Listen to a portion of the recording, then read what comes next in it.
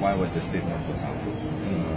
Because as it is, tourism, we do know, we cannot lie also on this matter. We do know that tourism is a matter which was not discussed when the Malaysian agreement was signed. Nobody knows about tourism at the time in 1963. I don't know whether there is such a term as tourism in 1963.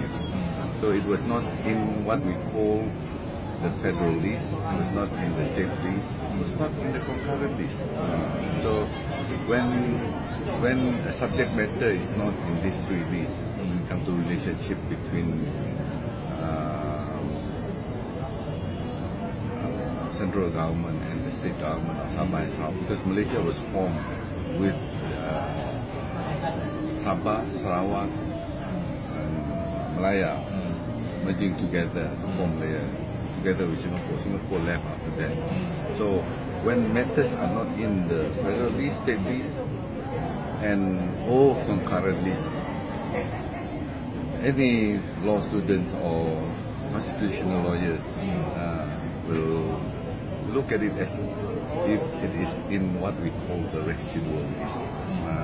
When something is in the residual list, it is to be discussed between the two parties, those that are signatories to the agreement.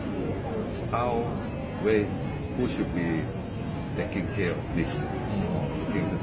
But somehow in this matter, I'm not trying to brag about it, but then this is something which relate to how Malaysia was formed.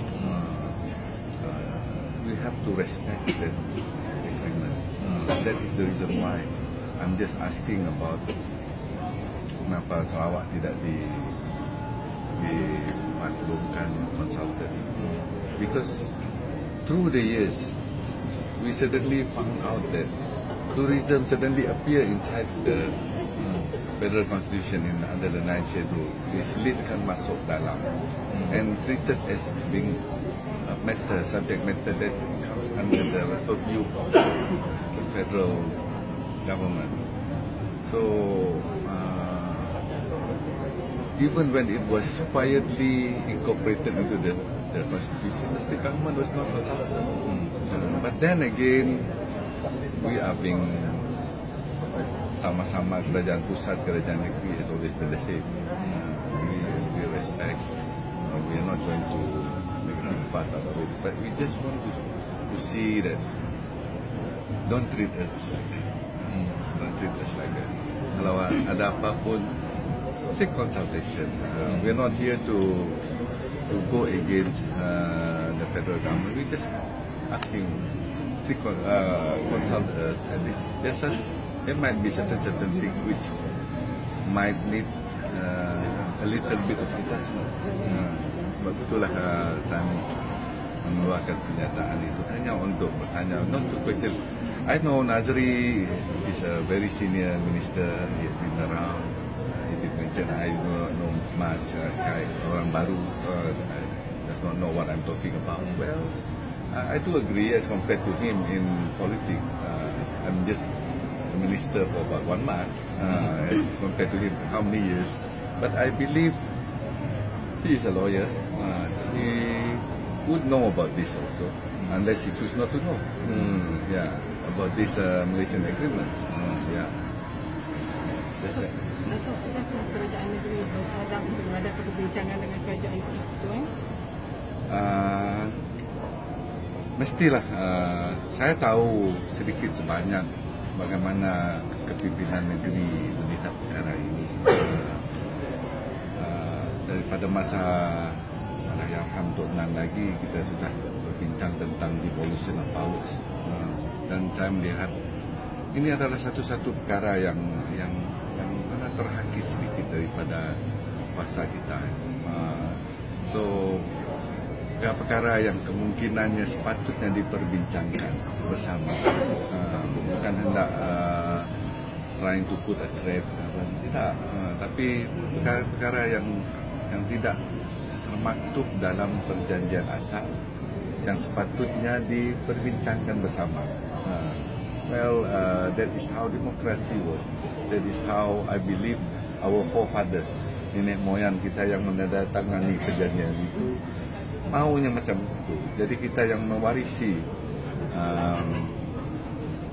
negara ini patut berusaha untuk memastikan dia berjalan dengan baik dan mengaturkannya dengan baik. Dan sekiranya ada apa-apa yang perlu diperbincangkan, kita bincangkan dengan secara baik. So maksudnya kerajaan negeri terutama kementerian ada perbincangan sama ada melalui kementerian saya ataupun kerajaan negeri, karena perkara ini adalah tinggi lagi daripada kementerian saya. Ini adalah hak mutlak kerajaan negeri, rakyat Sarawak, bukannya hanya untuk kementerian saya. Jadi terpulang kepada kerajaan negeri, kabinet untuk berbincang. Saya percaya yang akan dibincangkan dalam meeting kabinet yang akan datang tidak lama lagi, yang akan dibincangkan dan kita akan membuat susulan daripada itu. InsyaAllah kemungkinannya susulan itu dibuat secara halus, tidak melalui depan seperti ini, dan dia akan mendatangkan satu keputusan yang baik, insyaAllah. So response to the Sri Mathis branding you as ignorant? Well, if he thinks that I'm ignorant, I don't think he knows me that well. It's not polite to call somebody ignorant, especially if you are already senior minister. That's also especially in the month of Ramadan, for him to play that way. But then for me, I'm not slighted. Saya tidak kecil hati. Bagi saya, apa yang saya lakukan adalah untuk mengikut peraturan yang apa yang saya ketahui sebagai seorang peguam, dan juga untuk menjaga kepentingan negeri Sarawak.